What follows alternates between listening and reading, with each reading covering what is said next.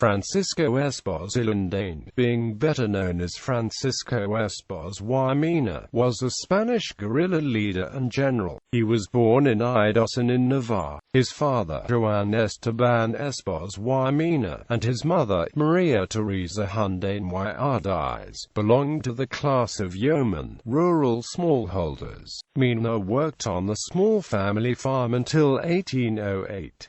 When Napoleon endeavored to seize Spain in that year, he enlisted in the oil regiment, and then entered the guerrilla group commanded by his nephew Francisco Javier Mina. When Javier was captured by the French on the 21st of March 1810, 7 men of the group chose to follow Francisco, and on April 1st of the same year the junta of Aragon gave him the command of the guerrilleros of Navarre. His first act was to arrest and shoot at Estella a certain Echeverria, who, under pretense of being a guerrillero, was in fact a brigand. The national government in Cadiz gave him rank, and by September 7, 1812 he had been promoted to the rank of Commander-in-Chief in Upper Aragon, on the left bank of the Ebro. In the interval he claimed that he had fought 143 actions, big and little, had been repeatedly wounded with bullet, sword and lance, had taken 13 fortified posts, and 14,000 prisoners, and had never been surprised by the French, though some maintain that he was not at his best as a leader in battle. As a strategist, Espoz y Mina was very successful and displayed great organizing capacity. The French authorities were compelled to allow him to levy customs dues on all goods imported into Spain, except contraband of war, which he would not allow to pass without fighting.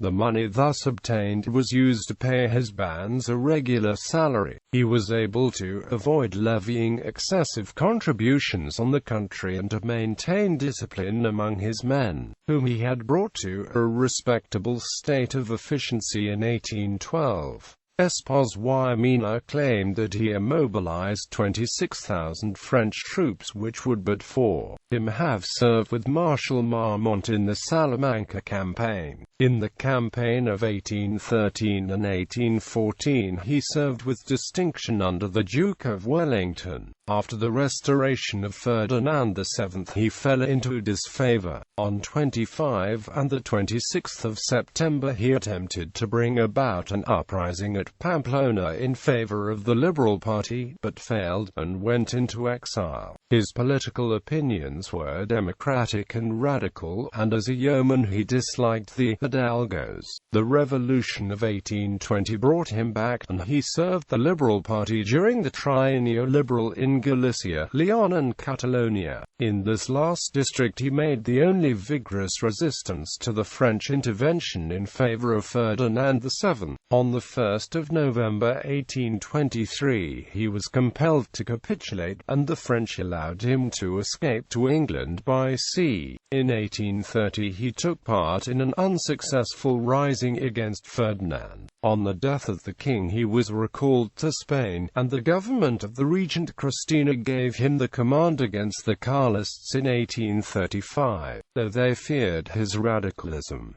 By this time, years' exposure and wounds had undermined his health. He was also opposed to Tomás de Zumalacárregui, an old officer of his in the War of Independence, and an even greater master of irregular mountain warfare. His health compelled him to resign in April 1835, and his late command in Catalonia was only memorable for the part he took in forcing the regent to grant a constitution in August 1836. He died at Barcelona on the 24th of December 1836. In 1825 Espoz y Mina published a short extract from the life of General Mina, in Spanish and English. In London, mention is made of him in all histories of the affairs of Spain during the first third of the 19th century. His full memoirs were published by his widow at Madrid in 1851 to 1852.